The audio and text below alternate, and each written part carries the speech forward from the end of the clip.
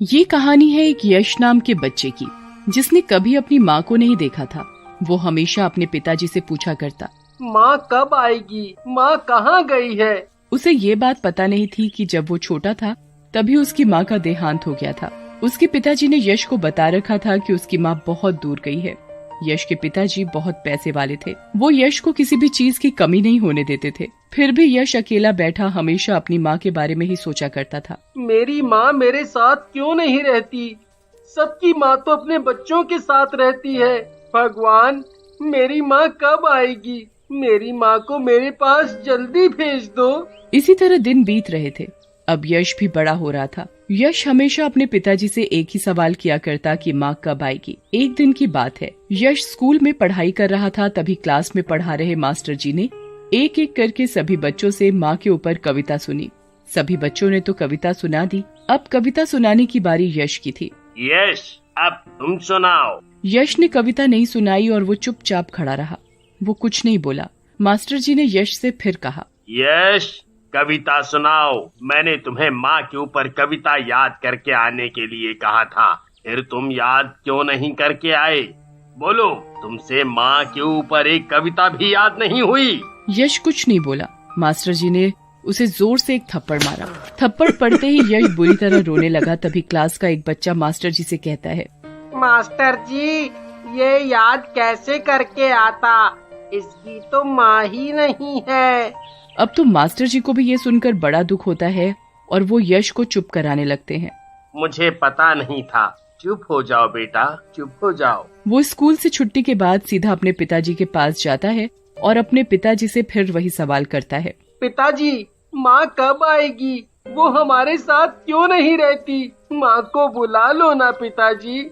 हाँ बेटा, माँ जरूर आएगी, जरूर आएगी। पर कब? आप हमेशा ही ऐसे कहते रहते हो, पर ये नहीं बताते कि माँ कब आएगी। यश के पिताजी की आंखों में आंसू आ जाते हैं और वो मन में सोचने लगते हैं, भगवान, इस छोटे से बच्चे का क्या कसूर था? इसने तो कभी अपनी माँ को देखा तक नहीं। मैं इसे कहाँ से माँ ला कर दूं? कहाँ से माँ ला कर दूं? इसी तरह दिन बीत रहे थे। दिवाली भी आने वाली थी। यश अपने पिताजी से कहता है, पिताजी, माँ को बुला लो ना। इस बार मैं दिवाली माँ के साथ ही मनाऊंगा, वरना नहीं मनाऊंगा। आप लाओगे ना माँ को दिवाली पर?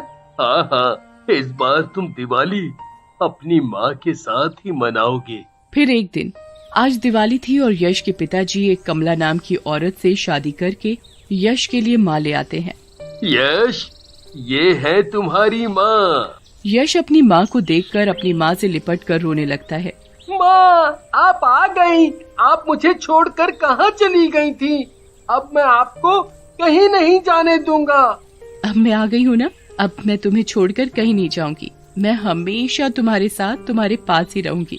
यश अपनी माँ को पाकर बहुत खुश होता है। माँ, मेरी प्यारी माँ। यश की माँ भी यश को बहुत प्यार करती है। वो उसका हर तरीके से ख्याल रखती थी, जैसे एक सगी माँ अपने बच्चे से प्यार करती है। फिर थोड़े दिनों बाद कमला के अपना बेटा होता है। फिर एक दिन यश के पिताजी को पता चल गया था कि उसकी पत्नी यश के साथ जायदाद के लालच में उससे प्यार का ढोंग कर रही है। यही सोचकर यश के पिताजी ने मरने से पहले अपनी सारी जायदाद यश के नाम कर दी। ये बात यश की माँ को बर्दाश्त नहीं हुई और वो चाल चलने लगी कि कैसे सारा पैसा उसके हाथ में आ जाए। फिर एक दिन यश अपने कमरे में बैठा पढ़ाई कर रहा था। वो पढ़ाई में बहुत ही होशियार था। तभी उसकी माँ आ जाती है। अरे यश बेटा, क्या कर रहे हो? माँ, मैं पढ़ाई कर रहा हूँ। पढ़ाई कर रहे?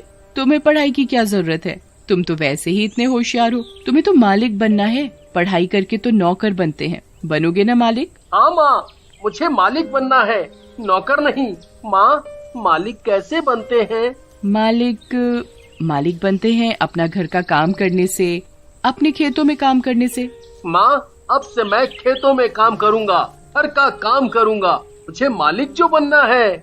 कमला ने अपने बेटे को बाहर पढ़ने भेज दिया और यश से वो सारे काम करवाती थी जिसका पढ़ाई लिखाई से कोई लेना देना नहीं था। यश अपनी माँ की हर बात मानने लगा था। यश अपनी माँ के ऊपर आंख बंद करके भरोसा करता था। उसे लगता कि जो माँ कहती है वो ही सही है। इसी बात का उसकी माँ फायदा उठाती थी। फिर वो हर वो काम करने लगा जो उसकी माँ कहती। इसी तरह यश बड़ा हो गया और एक दिन यश को एक लड़की से प्यार हो गया और उसने ये बात अपनी माँ को बताई। माँ, मैं एक लड़की को पसंद करता हूँ, उसका नाम निशा है और उससे शादी करना चाहता हूँ। अब यश की माँ यश को मना नहीं कर सकती थी क्योंकि उसे दिखाना था कि वो उससे कितना प्यार करती है। फिर कमला यश की शादी निशा से करवा देती है। फिर कुछ दिनों बाद जब निशा को पता चलता है कि उसकी सास ने यश को इसलिए नहीं पढ़ाया लिखाया कि उसे हर चीज के हिसाब किताब के बारे में पता रहेगा, कमला ने उसे प्यार और अपनी ममता के जाल में बुरी तरह जकड़ लिया था। इसी बात का कमला हमेशा उसका इस्तेमाल करती थी। जब इस बात का निशा को पता चला तो उसने यश को बताया, तुम्हें पता है तुम्हारी माँ तुम्हारे साथ धोखा कर रही है। ये बात यश को बर्दाश्त नहीं हुई। तुम्हारा दिमाग तो खराब नहीं हो गया? तुम मेरी माँ के बारे में ऐसा बोल भी कैसे सकती हो? मेरा यकीन करो, मैं सच बोल रही हूँ। तुम्हारी माँ ने तुम्हें इसीलिए नहीं पढ़ाया लिखाया कि तुम जायदाद और बाकी की चीजों का हिसाब लगा सको। मैं अपनी माँ के खिलाफ एक और शब्द नहीं सुन सकता।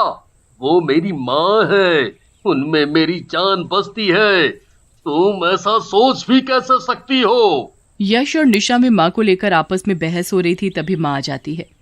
बहू, तुम मेरे बारे में ऐसा सोच भी कैसे सकती हो? मैंने तो हमेशा यश को अपने सगे बेटे से बढ़कर माना है और तुम मुझ पर ही इल्जाम लगा रही हो।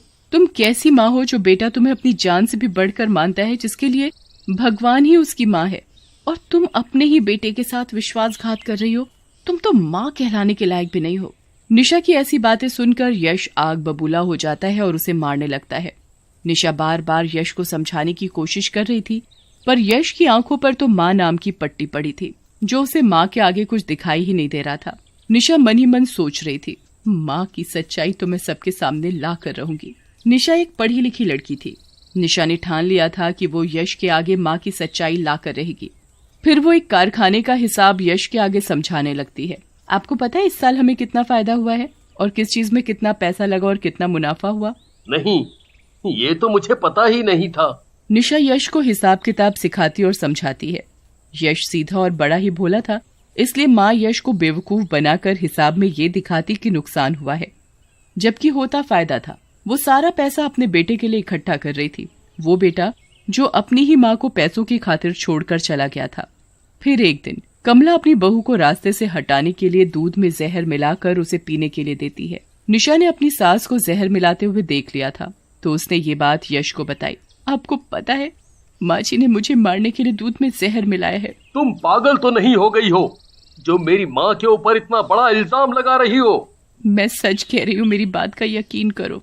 एक बार को मैं भगवान को गलत मान सकता हूँ, पर अपनी माँ को नहीं। ओहो, मैं तुम्हें कैसे यकीन दिलाऊं? ठीक है, अब देखना ये है कि एक माँ की ममता जीतती है या तुम कह रही हो इसमें जहर है, तो ये दूध मैं पी लेता हूँ। मुझे पता है वो मेरी माँ है।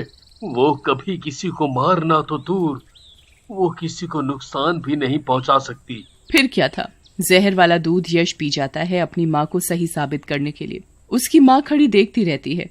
तभी यश के मुंह से झाग निकलने लगता है, तो यश के पैरों के नीचे से जमीन खिसक जाती है और उसकी माँ का सच यश के सामने आ जाता है।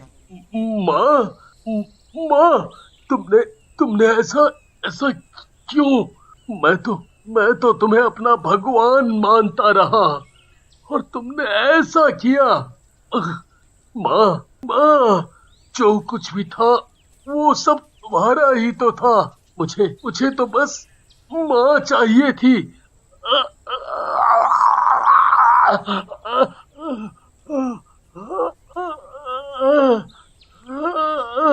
यश की तबीयत बिगड़ती जा रही थी। तभी माँ के दिल से एक आवाज आई, ये ही तेरा सच्चा बेटा है जिसे तूने कभी अपना समझा ही नहीं। एक तेरा बेटा जिसने तुझे पैसों की खातिर छोड़ दिया। बचा ले अपने बेटे को, बचा ले, बचा ले। माँ तो आखिर माँ होती है, उसकी अंतरात्मा जाग जाती है। मेरा बेटा, मेरा बच्चा, मैं तुझे कुछ नहीं होने दूंगी। माँ यश को अस्पताल ले जाकर उसका इलाज करवाती है और उसे बचा लेती है, और इस बार वो यश को सच्चे दिल से अपने कलेजे से लगा लेती है और सही मायने में जीत माँ और बेटे के प्यार की होती है।